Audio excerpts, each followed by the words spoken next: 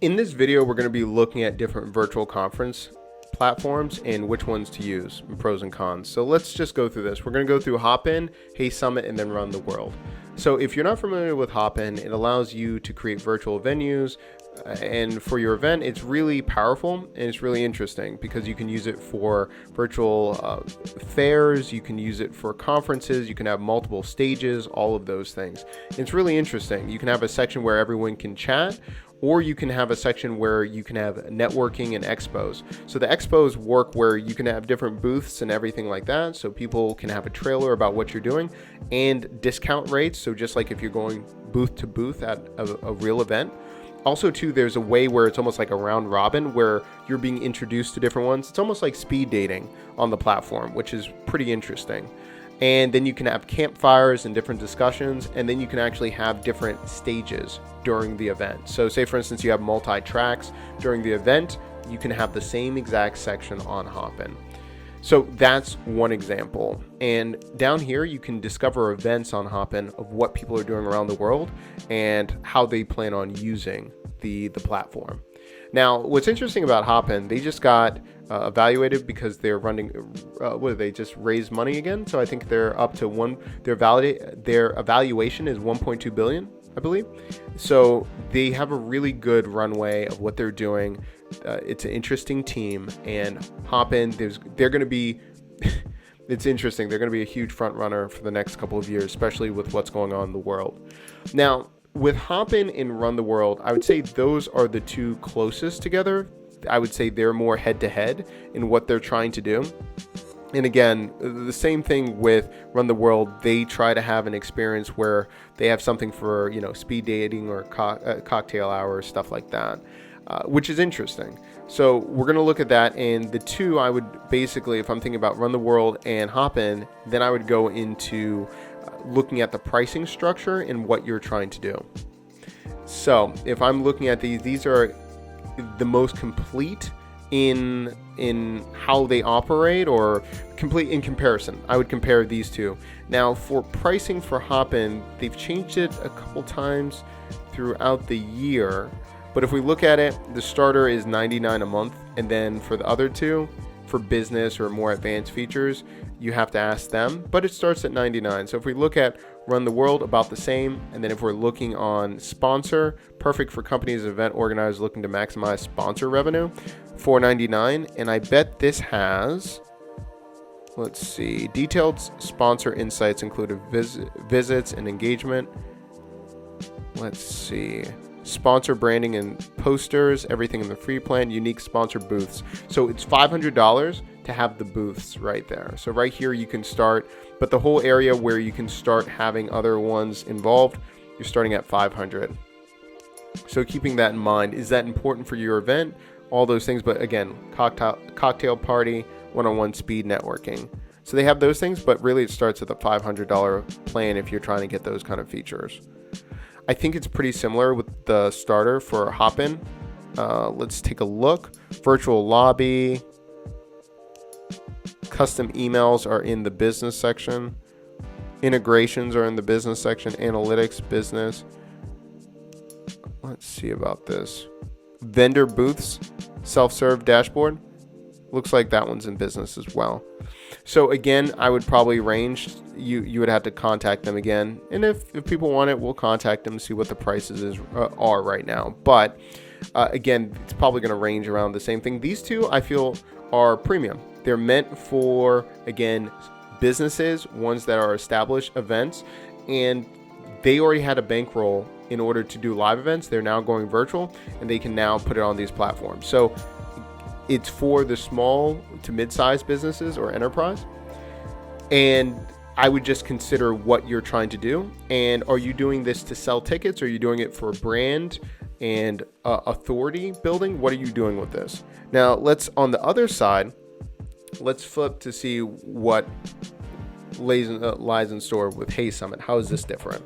Well, HeySummit, I think out of the three platforms, this allows you to have the most control, and it gives you the easiest plug and play for you to have everything done for you. For example, this one, even for the opening, I think it's $99, and it doesn't come with like customizing emails and all those things. For HeySummit, you have all the onboarding emails, all the reminder emails already plugged in. And the basics start at $29, so you can have up to 2K attendees, 1 active summit. Okay. Unlimited 5% transaction fee, still $29. $99 for unlimited team members, 1.5 transaction, 3 active summits. This is pretty good. Pretty good. So again, different case studies. Also here, you can have evergreen summits. So say for instance, it's already run. You can almost use it as a library. Comes with affiliate management, talk submissions, private events, live chat. Has all of those things in the professional. I like this because, and a custom domain, because now when you're using HeySummit right here, there's you can use this as a gateway, not only just for the event right now, but then all of the things you want to do later on, you can really capitalize and use HeySummit right here. In fact, I've seen some people use HeySummit starting here, and then it goes right into community, and they offer the community because right from the event, they can drop a link, use a Stripe integration, and then they start taking payments. And then from there, they move them into a community, either on this platform or another platform, and just allows the communication with the audience to keep going. Not only that, I like that it has a dub integration, so you can do pre-recorded replies, send that via email, just a lot of different things you can do. It already integrates for live streaming, for Twitch, for that embed right there, Vimeo, YouTube, Zoom. So it allows you, no matter where you're coming from, to really start building that next level. The same thing with Gather. We did a whole breakdown on gather.town in another episode, but Gather is a really interesting platform where it basically simulates how you are in a video game. So it's 8-bit, you're in this area, but because again, we're not in large gatherings right now, this allows you to build your community so much more. This has been a game changer with a lot of communities, and making your own type of campfire, own communities, and visually having this, it's going to be huge into 2021. And having that integration with HeySummit, just a great decision. Love to see it. So again, what's the difference? If I have a huge event and I'm thinking about building it out, I would probably use Hopin or Run the World if I'm looking to have different ways to have different communication, having cocktail parties, one-on-one speed rounds, all of those things, and booths. I would go with Hopin and Run the World. HeySummit at this time does not have that component. That's not the purpose of this. If I'm trying to build my brand, I'm trying to have a one-man team or a one-person team and a very small team, and I'm trying to expand, have my authority in the space, and I'm caring about more people attending. I'm not caring about sales, the ticket sales or things like that, and I'm going for the affiliate route. I want the affiliates to put a lot of emphasis to promote my event. I'd go with HeySummit.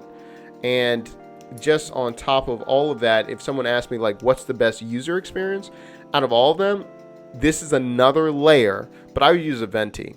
This is a simple tool for in-person virtual events. It is the best user experience for reminders and schedules. I know this is another thing on top of something, and you might be like, oh my goodness, I can't think about another thing. But this has been, out of all the experiences, all the events that we've either done for clients or ourselves, Eventi is the game changer, just because how it feels in the user engagement. The Hopin and Run the World, even though they're great platforms, they're still clunky, and I just don't think it's a great user experience, especially with reminders and scheduling and my branding colors and everything. Eventi's got them all beat, but again, they're meant for that engagement, so I put this on a layer on top of whatever I use. HeySummit is my favorite if I'm just trying to, again, expand my brand and do those things.